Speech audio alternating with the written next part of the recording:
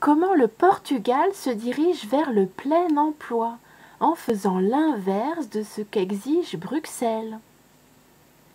Y aurait-il face au fameux modèle allemand un contre-modèle portugais? À en juger par les chiffres dont Lisbonne peut s'enorgueillir, il semblerait que le dogme de l'austérité, vanté par l'Union européenne comme l'unique option économique viable, se voit sérieusement remis en question. Avec un taux de chômage en baisse constante depuis novembre 2015, le Portugal, qui était au bord du gouffre économique il y a quelques années encore, fait désormais plus que relever la tête. Il peut même regarder de haut ses voisins, au premier rang desquels la France. Alors que le taux de chômage culminait à 17,5% début 2013, il n'est désormais que de 7,9% début 2018, c'est-à-dire en dessous des 8,9% affichés officiellement par la France. Les Portugais ont-ils, en bon élève européen, consenti à un gel ou une baisse de leur salaire pour retrouver le chemin de l'emploi?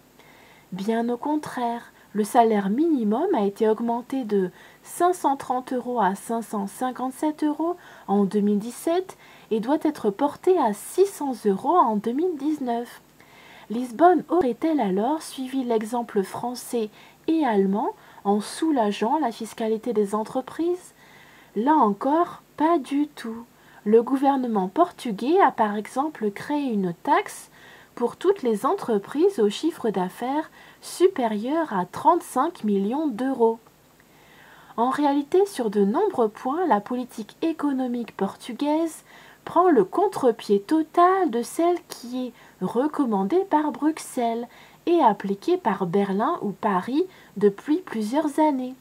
Le budget 2018 du Portugal prévoit ainsi une hausse des pensions de retraite, un programme de valorisation de la fonction publique ou encore, bien loin de la théorie du ruissellement, une diminution d'impôts pour les classes moyennes. Tandis que Bruxelles théorise et impose une doctrine de rigueur, reposant notamment sur la baisse des salaires et la réduction drastique des dépenses sociales, le Portugal semble ainsi contredire toutes les leçons européennes en matière économique. Pourquoi la réussite portugaise n'emballe pas Bruxelles?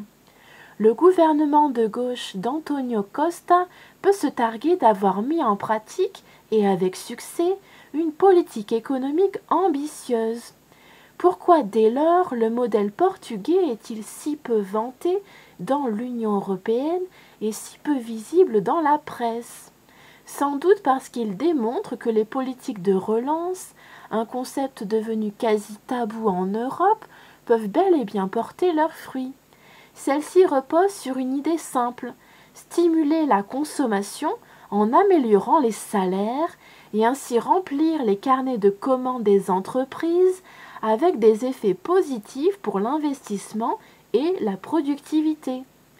Alors que de nombreux gouvernements européens acquis au dogme libéral et austéritaire exigent de leurs citoyens des sacrifices dont les résultats promis peinent à venir, on comprend le peu d'enthousiasme que suscitent les choix politiques du gouvernement d'António Costa auprès de l'opposition de droite, partisane de la politique de rigueur européenne.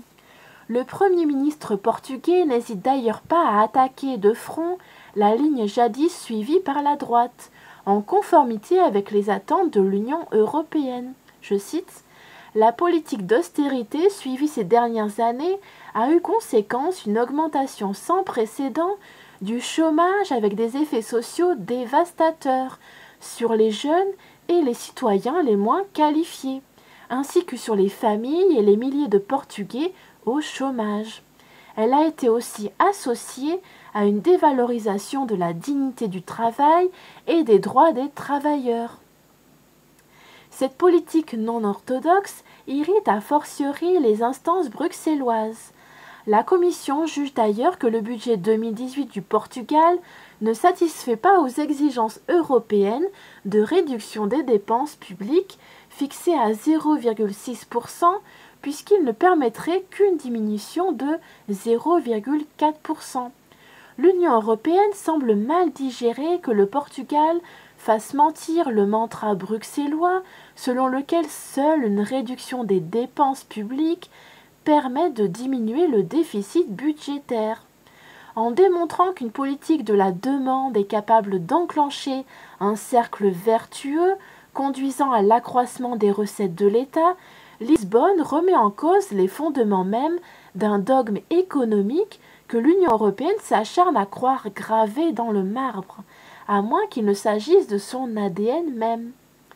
Paradoxe très européen, les deux défenseurs des plus zélés de la doctrine économique de Bruxelles, Berlin et Paris, sont loin d'être les mieux placés pour indiquer la voie.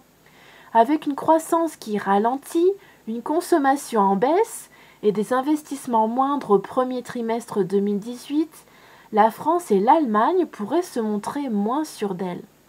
Et pourtant, le modèle allemand jouit toujours d'une publicité exceptionnelle partout en Europe et Emmanuel Macron envisage plus que jamais de prendre le leadership d'une Union européenne 2.0.